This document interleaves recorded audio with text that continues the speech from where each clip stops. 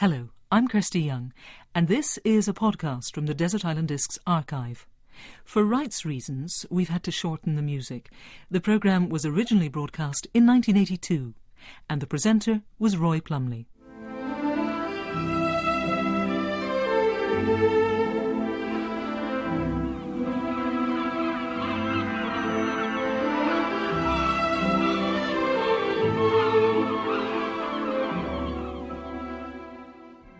Today, Desert Island Discs is coming from the Peak District of Derbyshire, from one of England's most celebrated stately homes, Chatsworth, the home of the Duke and Duchess of Devonshire. And I'm sitting with them in one of the 175 rooms in the house, and this is the Duke's sitting room. I think that's right, Duke, is it? That's absolutely right. Now, the main building here is 17th century, but there are parts that are older than that. I don't think anything visible is earlier than that, but certainly behind existing walls there are. For example, the medicine cabinet in my wife's bedroom is divided by an Elizabethan beam, and probably behind the electric light switch, you took that out, you'd find some Elizabethan brickwork. Now, you're going to give us your joint Desert Island Disc. Does music mean a lot in your lives? Do you play records a lot? I always mean to, and then something else always crops up. Do you play the piano? Do you play an Oh, instrument? no, Lars. Shall we let the Duchess make the first choice? Do you think that's fair, ladies first? Surely. Right. What are you going to choose? I would like, please, to have Fred Astaire singing an old tune called Heart of Stone. Why do you choose that? Because our house in Ireland used to belong to Andrew's uncle, who was married to Fred Astaire's sister Adele, and all her old records are there, and this one is one we play very often, and as soon as I hear it, it takes me back to the sitting room at Lismore, the south of Ireland. Sun rays in your hair are naturally all your own. Their gold couldn't save you, somebody gave you a heart of stone. Your voice is like the breeze, a passionate undertone, but under the passion, somebody fashioned. Heart of Stone by Fred Astaire. I'd like to ask you about your family. You're the 11th Duke, is that right? That is right. And the family name is Cavendish, from Suffolk. Yes, indeed. And Sir William Cavendish of Suffolk, I hope I've got these facts right, married a lady from these parts known as Bess of Hardwick. When was that? That was in the second half of the 16th century. She seems to have been a forceful lady because she persuaded her husband to sell up and build a house here in what was then rather wild country, I believe. Yes, it was, but she was a very remarkable woman, and she had 4 husbands in all. But by great good fortune, she only had children by her Cavendish husband. Mm-hmm. And as her previous 2 husbands brought great property with them, and her 4th husband, the Earl of Shrewsbury, also had considerable property, we got the lot. Now, in due course, the Cavendish family was ennobled. The heads of the house were made barons and then earls. The 4th Earl became the 1st Duke. To what did he owe his elevation? He was a very strong supporter of William and Mary. He was a Protestant, a bigoted Protestant. He was a figure at court, but when James II came to the throne, with his Roman Catholic tendencies, the 4th Earl, as he then was, fell out with him, indeed was banished to Chatsworth, which was a great boon, because he spent his years in banishment in rebuilding Chatsworth.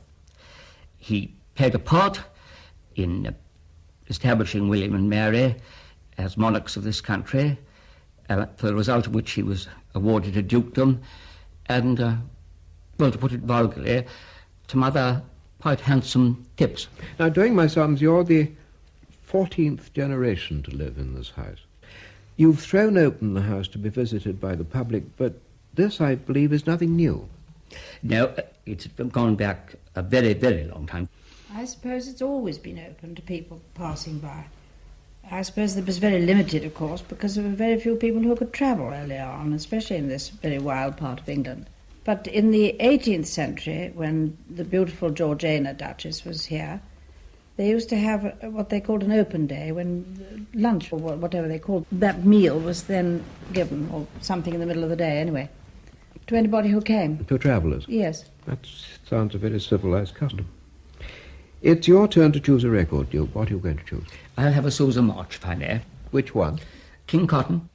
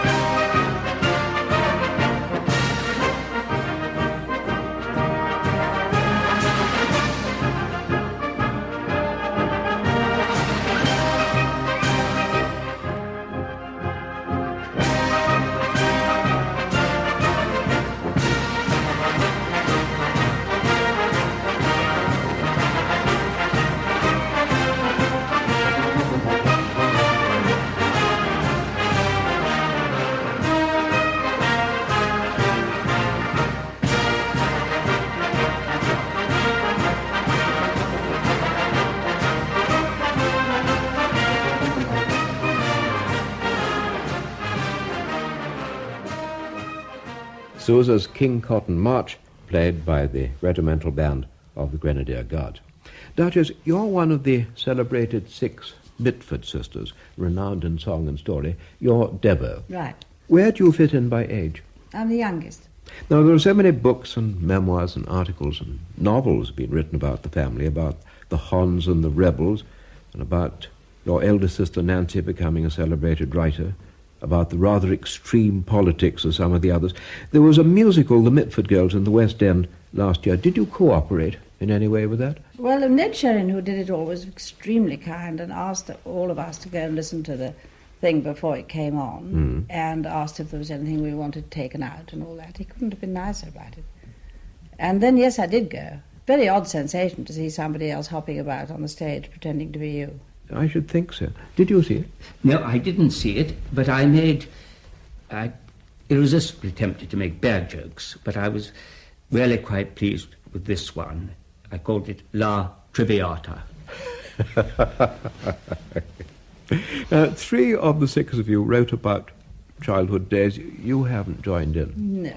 Now, one of your sisters, I forget which one, tells a rather catty story about you as a child, proclaiming that you were going to marry a duke and going round the house singing, "One day my duke will come." Do you remember that? Well, if I really had, I wouldn't have married Andrew, because he had an elder brother. And when we were married, there was absolutely no question of him becoming a duke. Yes, of course. Let's have your second record.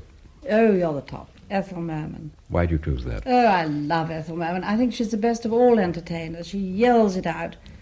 When she was in London, I went every night to listen to her. I should really love to have that with me on an island. At words poetic, I'm so pathetic that I always have found it best, instead of getting them off my chest, to let them rest unexpressed. I hate parading my serenading, as I'll probably miss the bar. But if this ditty is not so pretty, at least it'll tell you how great you are. You're the top. Ethel Merman, you're the top. Now, Duke, your wife has written about this house, which she calls the house, and there's a lot in it about your family history. There's one marvellous story about the 4th Duke in the mid-18th century, who had Capability Brown do some landscaping which was not going to achieve its full effect for 150 or 200 years.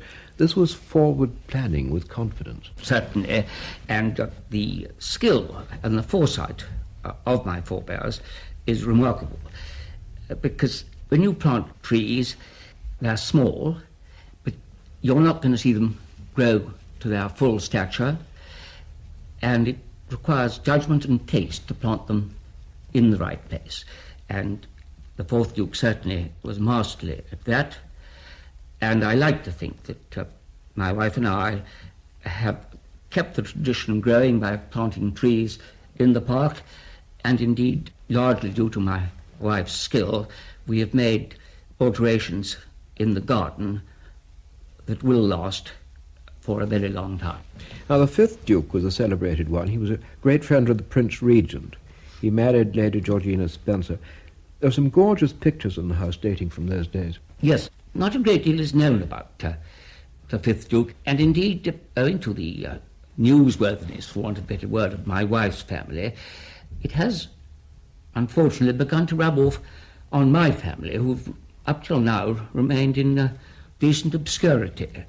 This, I'm afraid, is changing. I believe there is a man writing a history of the Cavendish family. I think pretty dull stuff. But he did have the sense to have his wife and his mistress, eventually his second wife, painted by Sir Joshua Reynolds. He also did pay Georgiana's gambling debts, which can only be described as gigantic. Yes, was that scandalous ménage à trois with the lady who became his second wife, Lady Elizabeth Foster. Yes, so it doesn't sound at all dull to me. The sixth Duke, the Bachelor Duke, a wonderful host, tremendous parties. A marvellous man, my hero.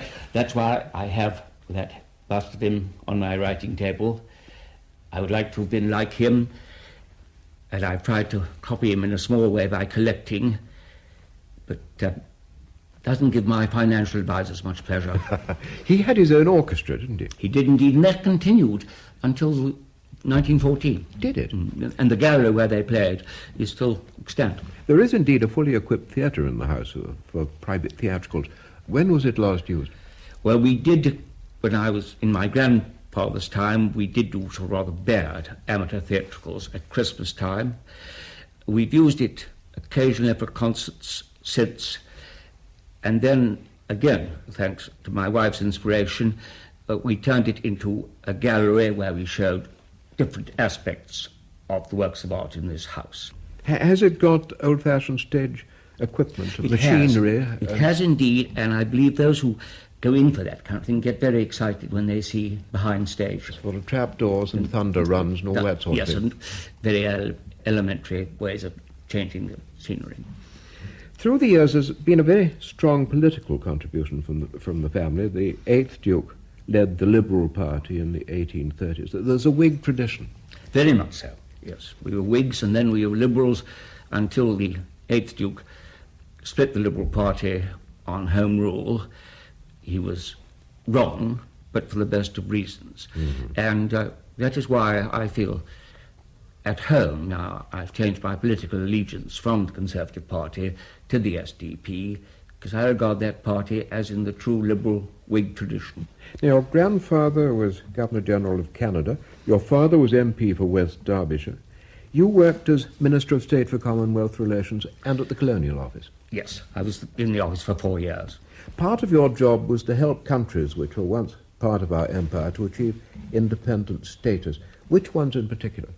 Well, I went to 6 different independence ceremonies in Africa, in the Caribbean, and in the Far East. Were they tremendous parties?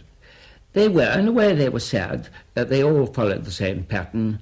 It was on Independence Night, something like the Royal Tournament, and then came the very moving lowering of the Union Jack, and then the lights turned out, and then turned on again for the hoisting of the new flag. They were sort of bittersweet occasions, and then inevitably followed fireworks.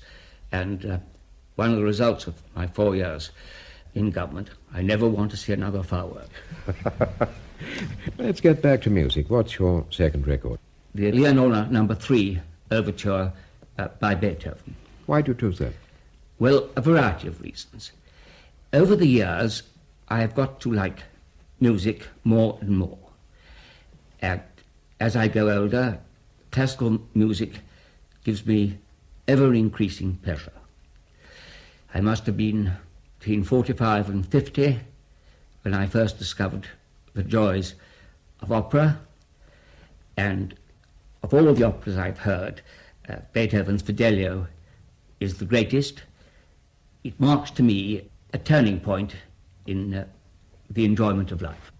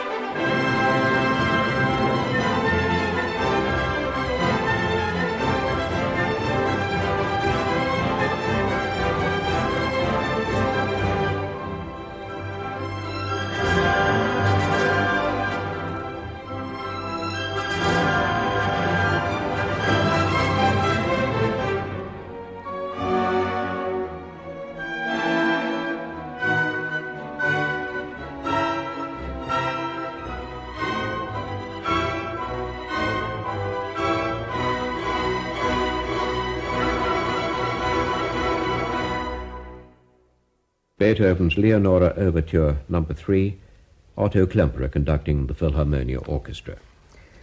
Duchess, where and when did you first meet the man who was to become the Duke, whom one day would be your husband?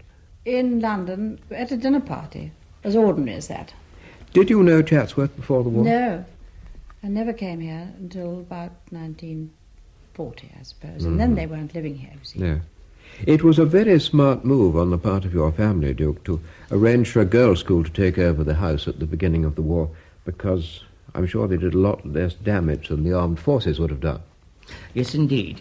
He was a very shrewd man. He had the advantage of being in government himself, and when war became inevitable after Munich, he made contacts with a very good girls' school in North Wales, and in due course they moved in. How much they enjoyed it, I don't know.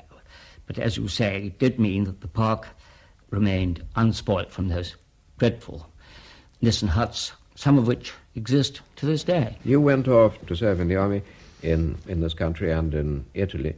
What did the house look like when you saw it again for the first time at the end of the war? The girls were still here. I suppose it looked strange, but I hadn't lived here very much myself. My grandfather didn't die until 1938.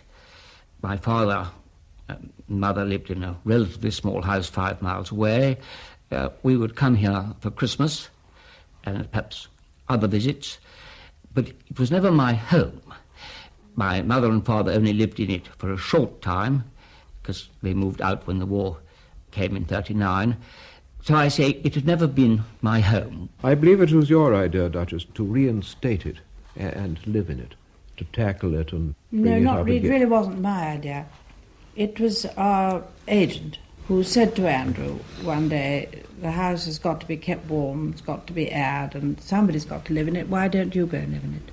It's hard for anyone who hasn't seen it, which I hadn't until today, to visualize what a vast place it is and what treasures there are here that have to be looked after.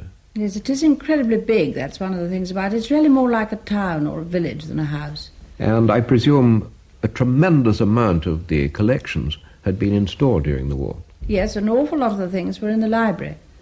All the best pictures and some of the best furniture were in the library. And an extraordinary thing happened one day when the American Air Force was practicing over the moor above. They, by mistake, used live bullets, and one flew through the shutters, through the windows, and it got itself embedded into a table, and it's still there. And that's the only war damage that the house had? Yes. Oh, that's very fortunate. Oh, it certainly was. How long did it take you to get the place straight? I mean, you had to find craftsmen. Well, not really, because you see, there's an extraordinary people who work here, who've always been here. So it had been maintained to some extent during the war? Indeed it had, and wonderfully well looked after, so there was no dry rot or any of the things that frightened people so much. Let me have your third record, please. Hymn 160, Holy, Holy, Holy, please. Why? Well, it was my mother's favourite, and we had it for weddings and funerals and everything, and anyway, the words are so marvellous. Think of the saints casting down their golden crowns on the glassy sea.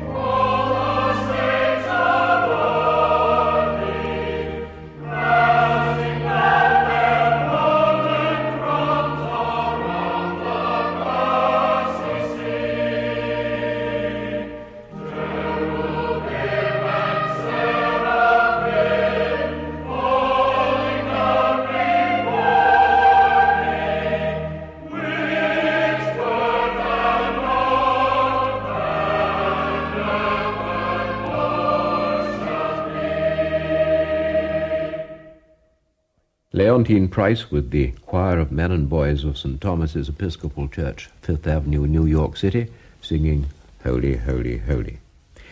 Duke, the unfortunate question of finance, I've seen it stated that this house cost £500,000 a year to run. Is that true? I wouldn't like to be pinned down to that figure, but it is certainly not far off it. How many paying visitors visit the house in a year nowadays? It's between 250,000 and 300,000. Yes. But if I might make the point about whatever you like to call it, the stately home business, is that it doesn't pay for the simple reason that you have your overheads running for 12 months Yes. and your income coming in only for 6-7 months. I can imagine that the financial problems must be awful. I mean, to start with, apart from that, the death duties on your father's estate were enormous.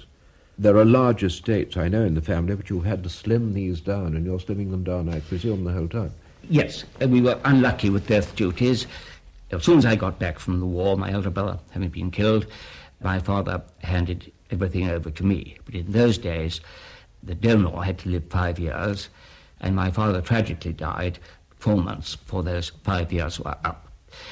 So we did have to pay 80% of the entire estate. That's a dreadful sum. But I had very good legal and financial advisors, and last year I achieved, I think, perhaps the last of my ambitions, which was to set up a charitable trust for the maintenance of the house, garden and park, at least for some decades to come. It meant certain sacrifices. We sold one major picture by Nicolas Poussin, and we've had a series of book sales since. The money is still insufficient, and further sales are inevitable. It must have been heartbreaking, though, to give up those actual objects. I mean, there was the Poussin, yes, but I know there was a Rubens and a Van Dyck. Yes, it was, and in Death Duties it was, but still, I can't complain. Right. What are your hobbies? I have 4 hobbies, I think 4 main hobbies: horse racing, fishing, gardening, and anno domini, to a lesser degree, walking. You've done quite a lot of long walks, haven't you? Some pretty ambitious projects. I've done a fair amount of walking. I've been to the Andes. I managed to get up to 16,500 feet and insisted on being photographed and then went down again. I walked in the Pyrenees. I walked from France into Spain and back again.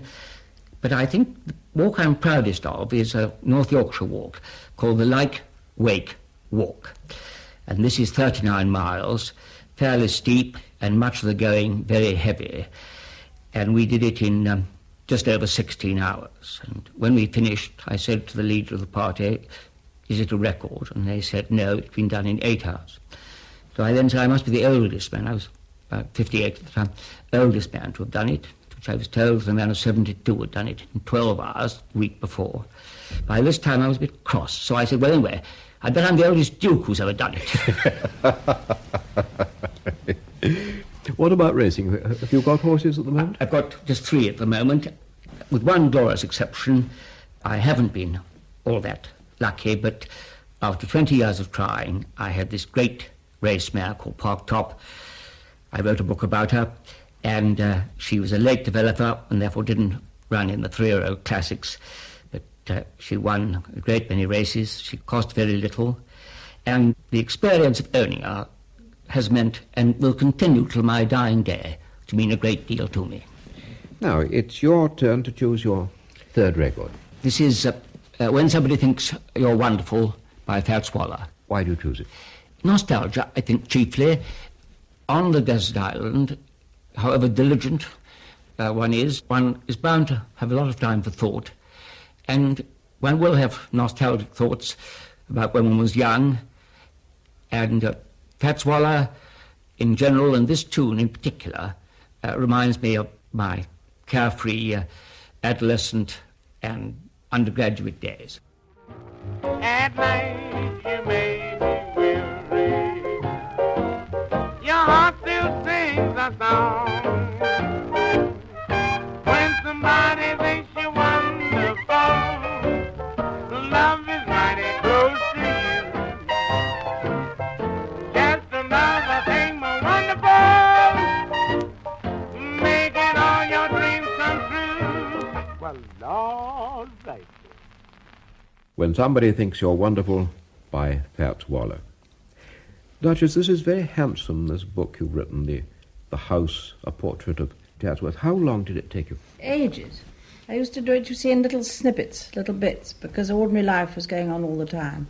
Mm-hmm. And I was doing a hotel at the same time, and it really did take long. It went to the publisher a year late. It's a project that's been in mind for a long time, is it? No. Uncle Harold Macmillan suggested it. I never would have dreamt that anybody would have wanted it, excepting it was asked for. I mean, I wouldn't have done it and then seen if anyone would publish it. Now, you've done some very thorough research. Did you enjoy that? Did you enjoy digging into the archives? Yes, very much. I love the actual thing of writing, the actual thing of the pencil and paper. Has Chatsworth a ghost? No, not a smell of a ghost. Putting the dog out at night, not a bit frightening. Since the Civil War, at any rate, it's been a peaceful house.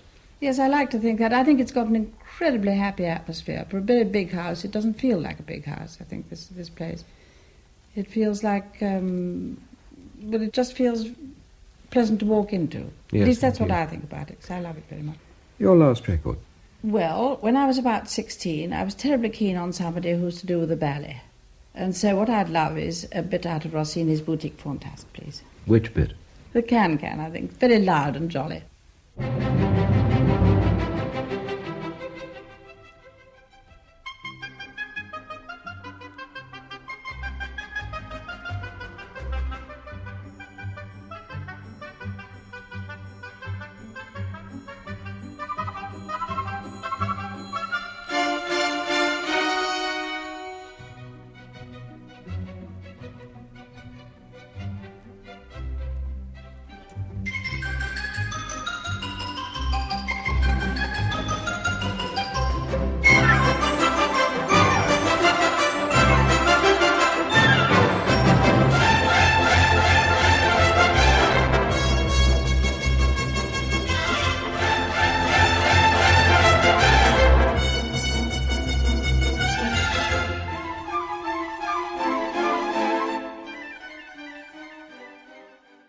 The Can-Can from Rossini's La Boutique Fantasque, the Royal Philharmonic Orchestra conducted by Dorati.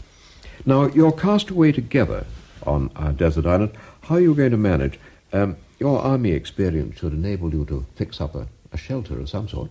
No, I'm very, very incompetent. I'm quite a good washer-up and really rather a good dryer. The one skill that's not going to help you. Well, I don't know. I think I'd be pretty useless. Now, Duchess, you did a lot towards rehabilitating Chatsworth. You should be able to make a hut look very attractive if you can get one put up. Oh, yeah, but you see, I can only interfere with what other people are doing. I can't do anything myself. I shall hope for a man Friday. Completely idiotic. Well, now, it's splendid that you've done some fishing, Duke. That's going to be very useful indeed. It's coarse fishing, of course. I mean, just a bit of string and a bent pin or something. I've been rather spoilt with good fishing tackle, but I might be able to catch some fish. It would also pass many a happy hour trying. Are either of you good in small boats? Either of you no. sail? Good gracious, I'm terrified of the water. Oh. I wouldn't go near it. You wouldn't try to escape in any kind of craft that you and your husband made? Yes, he's looking doubtful, too. Certainly sink apart from anything else. Can you imagine what sort of craft it would be that we made? Yes, I can, I think. Now, your last record. My last record is Flanagan Allen singing Underneath the Arches. Why? Well, again, partly nostalgia, partly admiration, and partly the words of Underneath the Arches have got a social significance. They are two artists of consummate skill who, with their crazy gang shows, gave pleasure before the war, during the war, and after the war to literally millions of people. They're perfectionists.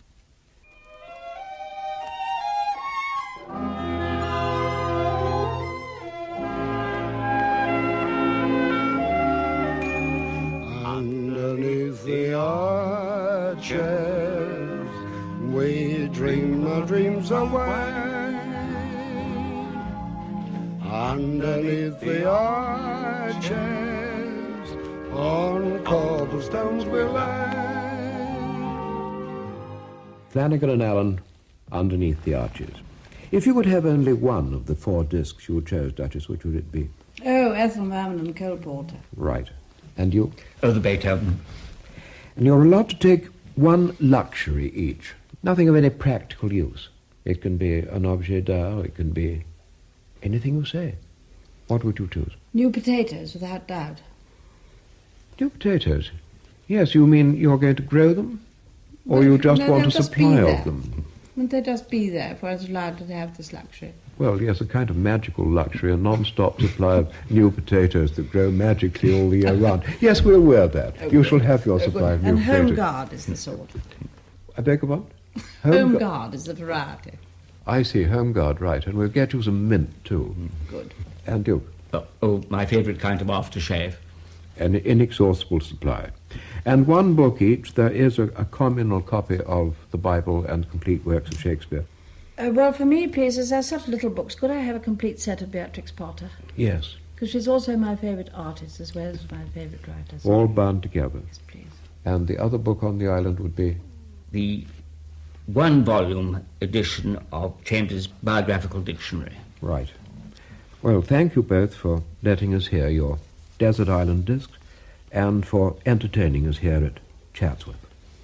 Well, thank you, Roy, for giving my wife and I such an enjoyable time. Goodbye, everyone.